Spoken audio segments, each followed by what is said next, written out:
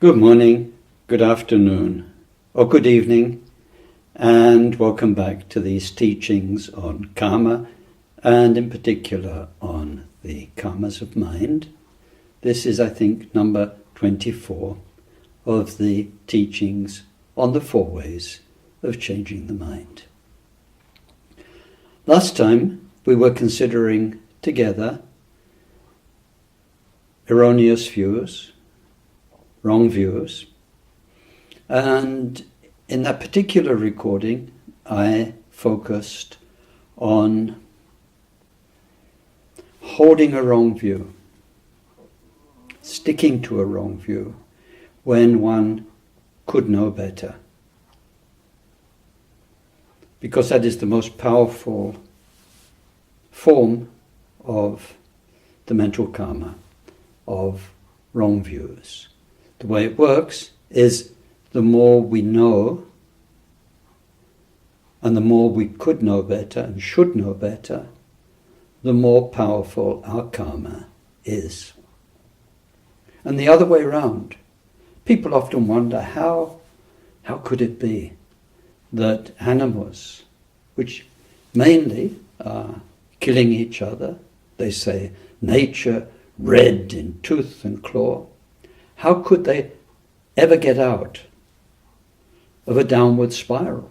Because they get there through poor karma, and then they're killing and killing and killing and giving vent to their emotions. How could they ever come back to a human incarnation? They do make some weak karma. It is weak karma. Whereas the karma we make as human beings, where Buddhist or not, we have some moral sense, some idea of good and bad. And there is what is called universal dharma, where everyone feels the goodness of people who are kind, who care for each other, who are selfless, and people feel the nastiness of everything that is ego-centered and so on. So as humans we could know better. Once we're on the Dharma path, we start to get some very clear guidance. And as our own understanding of mind and life improves, we start to feel the incredible validity of these teachings on karma. We know more. This gives us, at one and the same time, a possibility of using this life to create so much karma of such good quality, the best friend for our future existence, but it also gives us the possibility of going wrong and causing severe damage by not controlling our mind and our actions. So last time we looked at when there is a choice. And this time, I think I do need to say something about the other aspect of ignorance karma, which is what the wrong views was mainly about, ignorance karma, where one simply doesn't know. So, in that case, one perpetuates the state of not knowing, and therefore karmic clumsiness, let's call it, whereby through not understanding the fault of avarice and greed and selfishness, or ill will and resent, or misunderstanding the sacredness of this human opportunity through the various wrong views, then one just continues in a state of ignorance that's going to be damaging for others. Through the avarice and the clinging, we're going to exploit and hurt others to get what we want. Remember, it was all about getting your own way, no matter what that does to others. And then resent, where we want others to hurt for our benefit and satisfaction. So the continuation of ignorance will carry through to future lives. So even if we are reborn human, our lives will be damaging to each other and, by the very nature of karma, damaging to ourselves. Now, I wanted to put this particular point in a separate talk and to kind of leave the traditional order of teachings on karma. So far, we've looked at karma of body and speech and then mind, and then non-virtuous and virtuous karmas. Normally now, we'd go on to look at a very special area of karma that's related to meditation. It's called immobility karma, inaction karma, where we are not doing anything. A lot of meditation is about learning simply to be still, to be peaceful. So we consider the karma that generates. But before going there, I'd like to skip to some of the general points about all karmas to illustrate this point about mental karma. So one of the general points is this, is that karma belongs to its doer, and only to its doer. If there was some third party involved, like one finds described in some other faiths, a god or some divine committee that will judge and then punish or reward for what you've done, there could be some kind of cosmic mix-up. They get their account books wrong, and you would pick up somebody else's karma, good or bad, a bit like a mistake in bank accounts. From time to time we see stories of somebody who suddenly finds they've got £30,000 on their account through an error, or the other way around. They've been debited for somebody else's spending. That will never happen, because there is no third party. There are no judges. The whole point of karma is that it is what we are doing to ourselves. It's internal. And we contemplated this point quite some talks ago, especially through the example of the seed and genetics. It's a bit like your own garden. What you plant comes up next year, and you have, as the garden goes through the years, the results of what was done 5 years ago, 10 years ago. Trees have grown, some things have become dilapidated, and so on and so on. It's not like somebody comes along and looks at your garden and says, "Oh, I'm sorry, you've made a terrible job of this," and then takes you and puts you in some other garden as a punishment.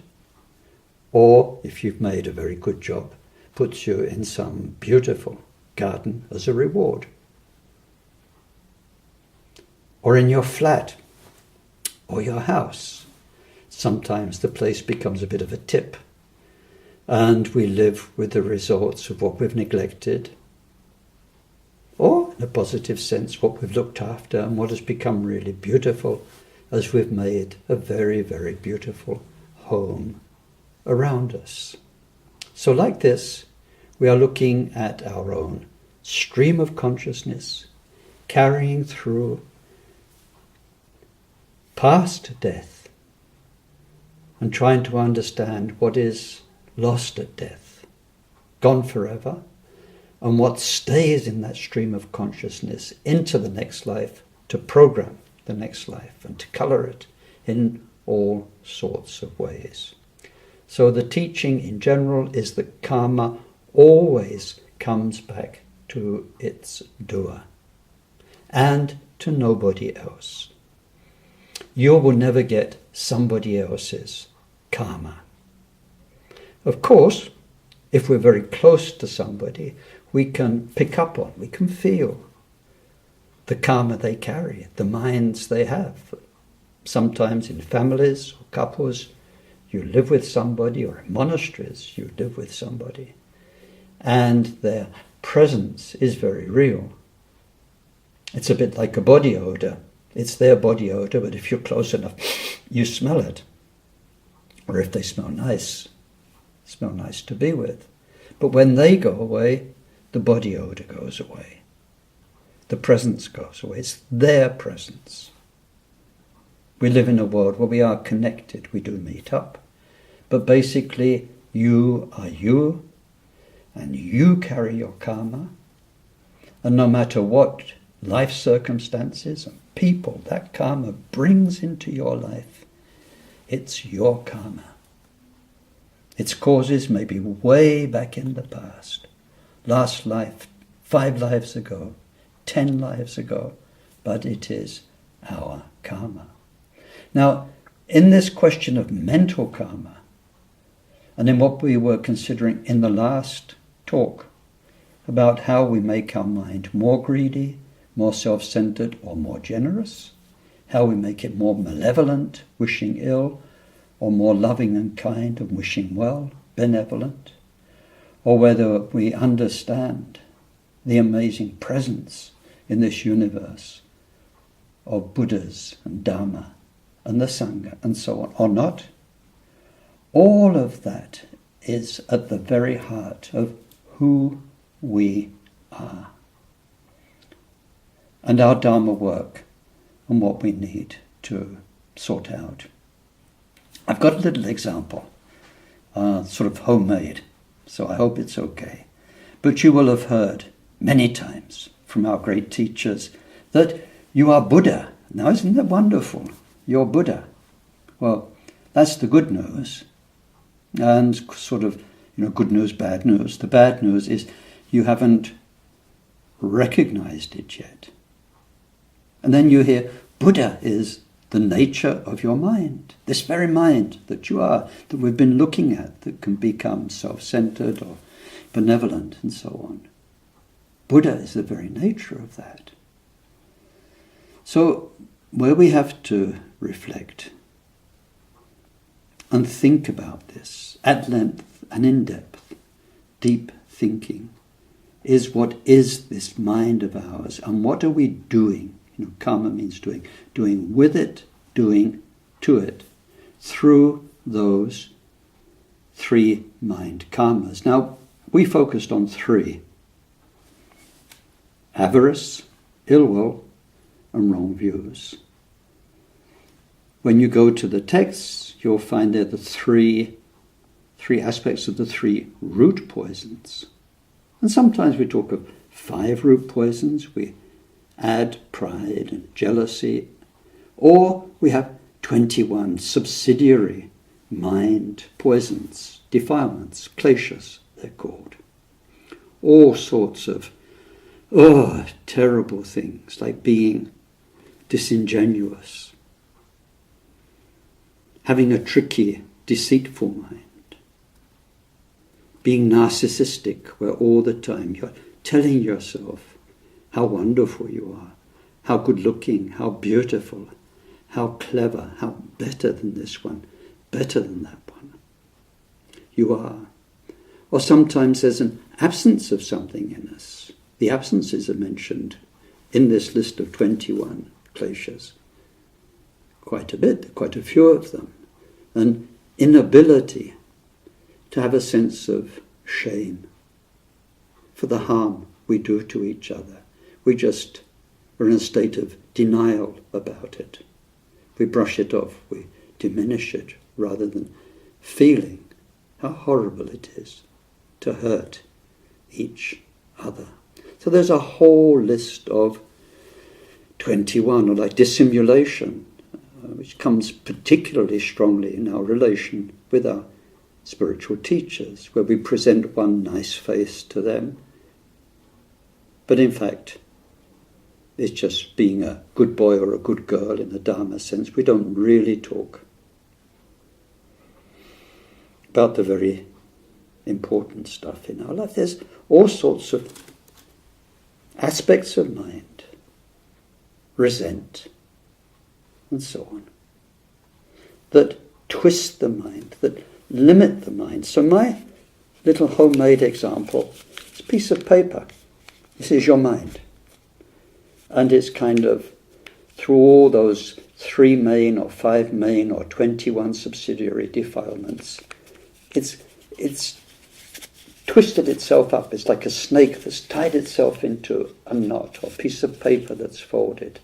And so through Dharma practice, through discovering all of these poisonous aspects of our mind, we learn bit by bit to straighten things out. Now that's a lovely term.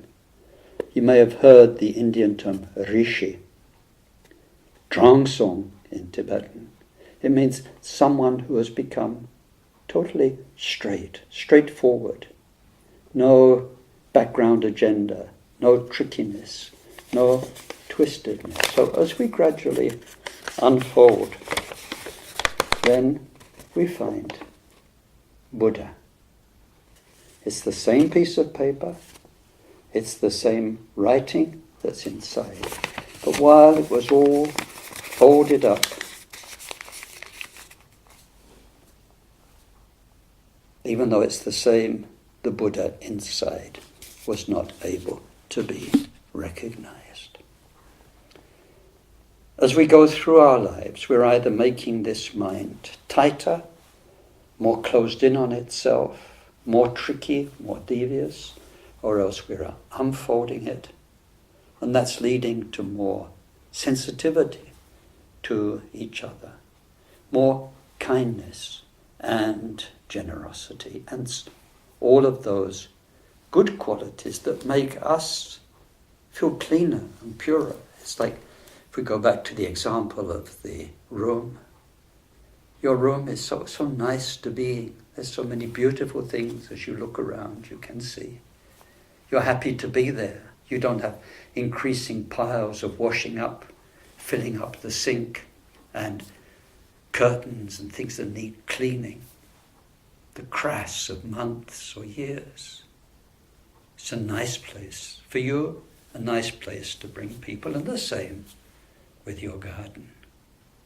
So the mind is at the heart of everything. Remember, mind is the king, the boss. Body and speech are the servants, the subject.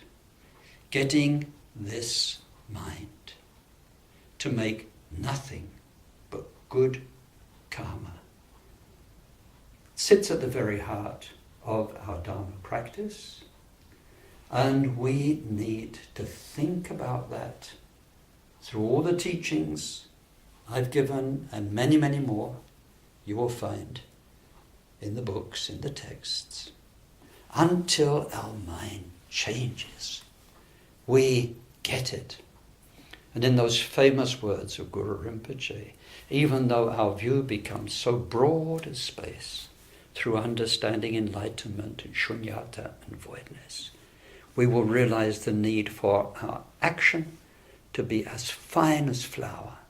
No good thing is too tiny to be not worth doing.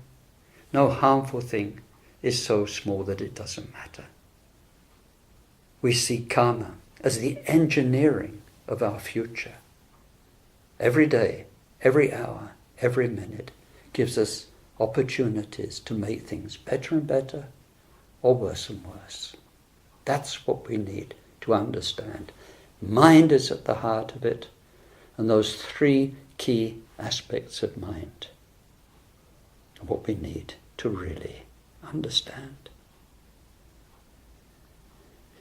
That's enough for this lecture. It's easy one. Next time, maybe we will plunge into the karma of immobility, the karmas of meditation. That's a little bit complicated. Thank you for listening. Thank you for watching. Go well.